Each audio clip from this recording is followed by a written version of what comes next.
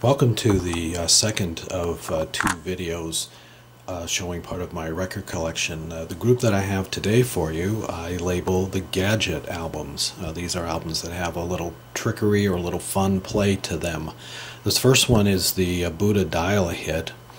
It had a wheel that had the group and the song listed at the bottom, and at the top it had the picture of the group. This was the Buddha label, which eventually went on to form the Casablanca label and then was bought out by Aristar Records in 1978. On this album you can see they had Melanie and the Lovin' Spoonfuls. They also on the inside cover readily admit to the fact that they're involved in the bubblegum music of that time. Okay, this next album is Neil Diamond, and it's hard to find this one in mint condition. The reason being is it's Connect the Dots, and there are 200 dots to connect, and it makes a picture of Neil Diamond, as you can probably tell from the eyes. But there's 200, and number 1 and number 200 are right next to each other, and then it goes around from there. And I've seen many of these albums in the secondhand stores where people have actually drawn on them. So this was his sort of a, not a greatest hits, but had a lot of his early hits on it. This album is by The Faces. This was 1973, and of course Rod Stewart was in the group at that time. This album was interactive in that you had to push down on the top front of the album, and it had sort of a typical English face that would open his mouth and turn his eyes to the side. Just like that. Okay, this album is Uriah Heep, and it has a reflecting mirror, so to speak, to it. 1971, it was their third LP. You can see me taping on here. And had the great song Tears in My Eyes.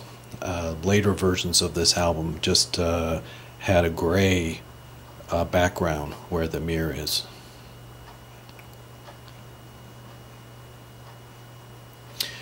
The Rolling Stones, 1967, their Satanic Majesty's Request. This was their 11th LP, 1967, sort of the dark answer to Sgt. Pepper's. If you turn the album, the members turn their heads except for Mick Jagger. You just have to kind of see it correctly if you turn it and twist it the right way.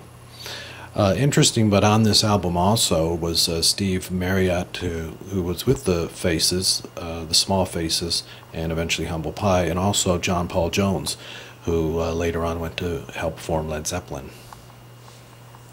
The Rolling Stones' second big hits or greatest hits, for some reason they decided to cut the corners off of this. I never could really decide why. Didn't seem to be a rhyme or reason to that other than just being different.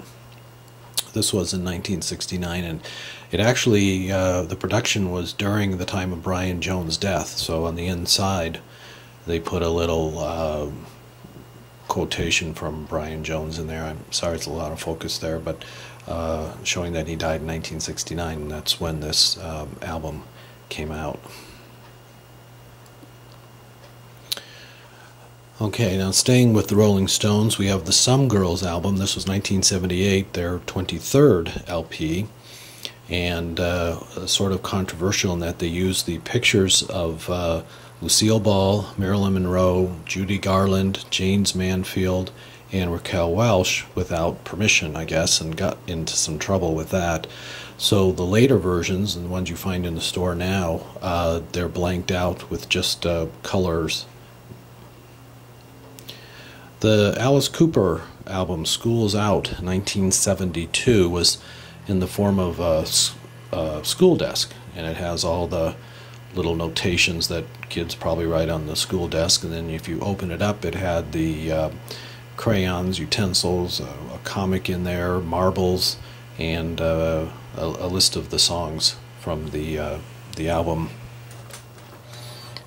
And then if you take the desk and you flip it over, of course you're going to find gum underneath there.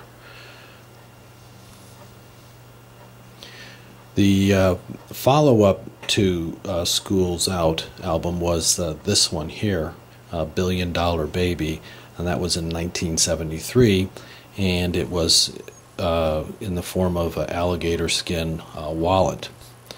So what's inside of a wallet? If we can get it open here. It's money. Well, of course it's not real, but it's a huge $1 billion bill. And of course, who would be on that but Alice Cooper and his group there. And the back looks pretty good too. You have to kind of look at it a little closely, sort of like a Mad magazine type of a thing. But anyway, that was the promotion for that particular album. And then we get to the final one, of which many of you all know much about, the Beatles, Yesterday and Today. And as you can see, the one I have has been tampered with. That's how I bought it. This came out in 1966. This is a paste over of the original Butcher cover. The original Butcher cover had 750,000 copies, and were made. They had them for sale for one day, and pulled them, and they were destroyed. Most of them were destroyed. The others, they put pictures over these, the pictures here, but you can still see at the bottom here some of the pictures of the Beatles sitting there. But there are only about a little over 100,000 of these made. It was the only album that Capitol actually lost money on.